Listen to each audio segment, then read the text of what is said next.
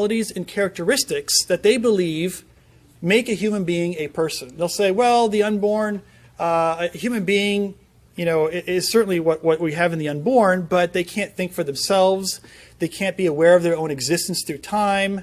They can't feel pain, or they'll just give all sorts of different things that they believe qualify a human being to become a person.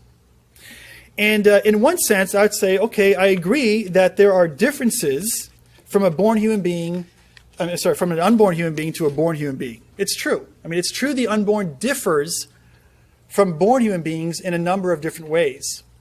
And they can all be put into 4 broad categories. But you'll notice that none of these 4 categories are relevant to the issue of value or of personhood. In other words, although the unborn differs from a born human being in these 4 ways, none of these 4 ways disqualify the unborn from personhood because they're not relevant to personhood. And so you can remember these 4 categories with the acronym SLED, S-L-E-D, size, level of development, environment, and degree of dependency. These are the only 4 ways that an unborn differs from a born human being.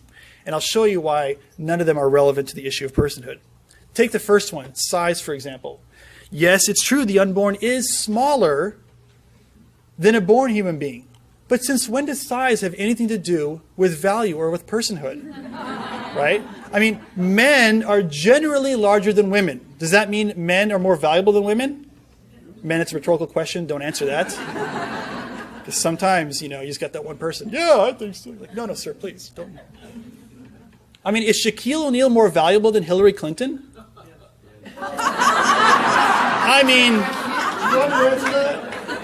Because he's bigger. That's right. But you see, size has nothing to do with the issue of value. Because we have different people who are different sizes, but we don't alter the way we value them or determine that they are persons or not. So size has nothing to do with it. L stands for level of development. Yes, it's true that the unborn is less developed than a born human being. But since when does level of development have anything to do with whether somebody is a valuable human being or not? I have a 4-year-old daughter. My 4-year-old daughter, Sarah, is less developed than a 14-year-old girl who has her reproductive organs fully capable to carry a child. But my 4-year-old girl hasn't developed enough to carry a child yet because the reproductive system hasn't developed enough. Does that mean that my 4-year-old daughter is less of a human or less of a person or less valuable simply because she can't reproduce yet? No, of course not, because level of development is irrelevant to the question of personhood or value. So that's the L, size, level of development. Then there's E, environment. Yes, it's true that the unborn is located in a different environment than a born human being. But as Francis Beckwith, the philosopher, says, where one is has no bearing on who one is. Right? When people travel up into space and they're in a spacesuit floating around, do they somehow change their value as humans? No, of course not. When someone swims underwater, does that affect their status as a person? No, of course not. Location is irrelevant to whether someone is a valuable person or not, or whether they're a person or not.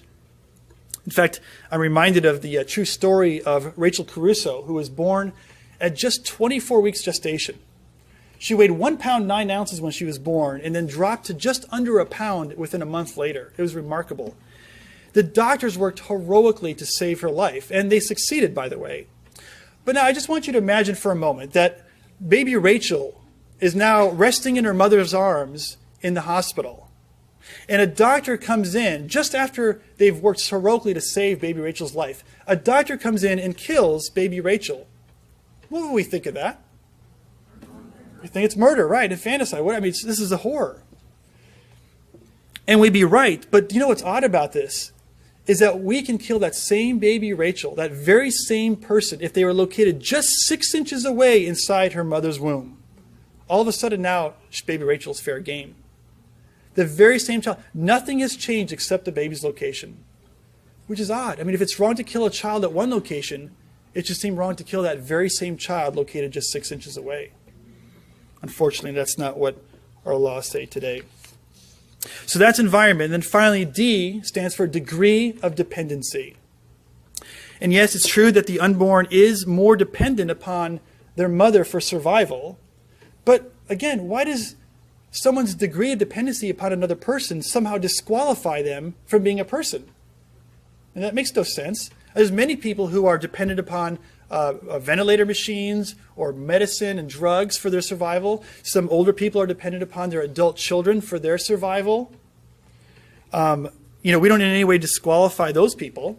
What if you were at a swimming party and you were the last person to walk away from the swimming pool and you saw a 1-year-old fall into the deep end of a swimming pool? Now, that child's life is completely dependent upon you for their survival, for you to jump in there and save them. But does the fact that they're dependent upon you for their survival somehow disqualify them as persons? Of course not. It's irrelevant. Because the degree of dependency has no bearing on the question of whether somebody is valuable or whether they're a person. Besides newborns, as anyone who've ever had kids knows, that when newborns are born, they're still dependent upon their mothers for survival. I have toddlers and they're dependent upon their mothers for survival.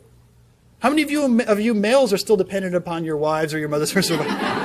It's probably you teenager, anyone dependent on their mother, right? I mean, trust me, it never ends. And so when it comes to the issues of saying, yes, the unborn is a human being, but it's not a person, or it's a human being but not a valuable one, you have to ask the question, which of these 4 categories, size, level of development, environment, and degree of dependency, are they disqualifying the unborn? And then to demonstrate that that issue is irrelevant when it comes to the issue of personhood.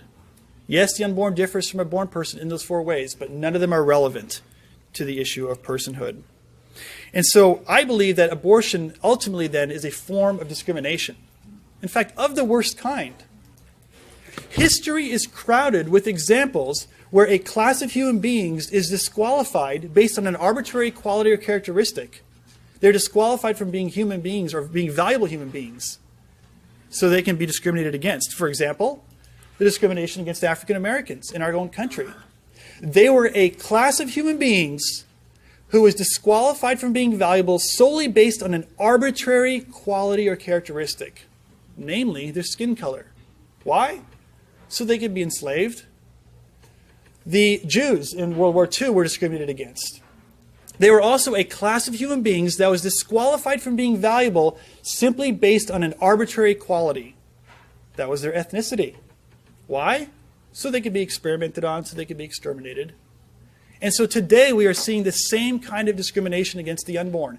They are also a class of human beings that is being disqualified from being valuable simply because of an arbitrary quality or characteristic. Namely, they're too small, they're not developed enough, they're in the wrong environment, or they're too dependent upon their mothers. These are just arbitrary qualities. Why should we listen to anyone who suggests those are the qualities that determine personhood? In fact, when I was debating Professor Chadwick last year, I asked her, why should we listen to Professor Chadwick's list of characteristics? Why is it those characteristics make someone a person and not, say, having brown hair or blonde hair? Why? They're just completely arbitrary, and that is one of the fundamental problems. The pro-life view, on the other hand, is a very inclusive view.